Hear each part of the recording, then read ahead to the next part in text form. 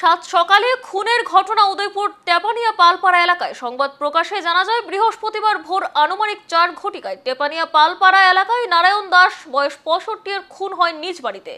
ধারালো দা দিয়ে নারায়ণ দাসের শরীরে কুপিয়ে খুন করা হয়। অভিযোগ, নারায়ণ দাসের ভাই হারাদন দাসের মেয়ের জামাই যুধিষ্ঠির সরকারের বিরুদ্ধে। অভিযোগ করে নারায়ণ দাসের ভাই জহরলাল দাস। তিনি সংবাদ মাধ্যমে জানান, ভোর 4টায় বড় ভাই নারায়ণ দাসকে দা দিয়ে কুপিয়ে খুন করে রক্তাক্ত অবস্থায় চিৎকার চেঁচামেচি করে যুধিষ্ঠির সরকার এবং চিৎকার করে বলে সে জেঠাকে দা দিয়ে কুপিয়েছে, তাকে হাসপাতালে নিয়ে যেতে হবে।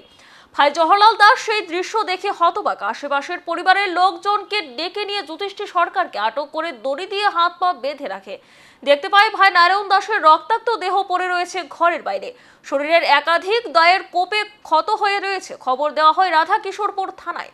খবর পেয়ে ওসি বাবুল দাস ছুটে যায় এবং আটক যুধিষ্ঠির সরকারকে গ্রেপ্তার করে থানায় নিয়ে যায়।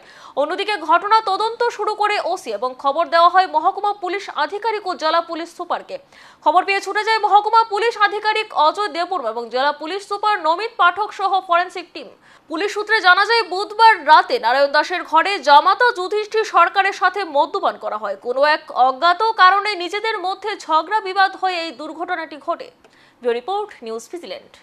আমরা এখানে এই টেপানিয়া পালপাড়াতে সকাল ভোরবেলায় থানাতে খবর আসে যে একটা দুর্ঘটনা ঘটেছে।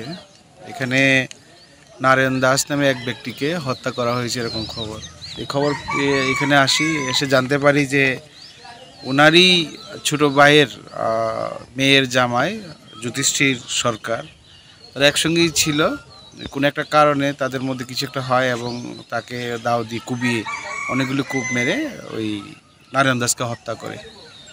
ঘটনার ইনফরমেশন পাওয়ার পর এখানে এলাকার মানুষের হেল্প নিয়ে এবং থানার ওসি তৎপরতায় সঙ্গে সঙ্গে ওই আসামিটাকে আমরা গ্রেপ্তার করি এবং সে এখন কাস্টডিতে আছে। একটা 302-তে একটা মার্ডার কেসে একটা মামলা হবে, ইনভেস্টিগেশন চলছে।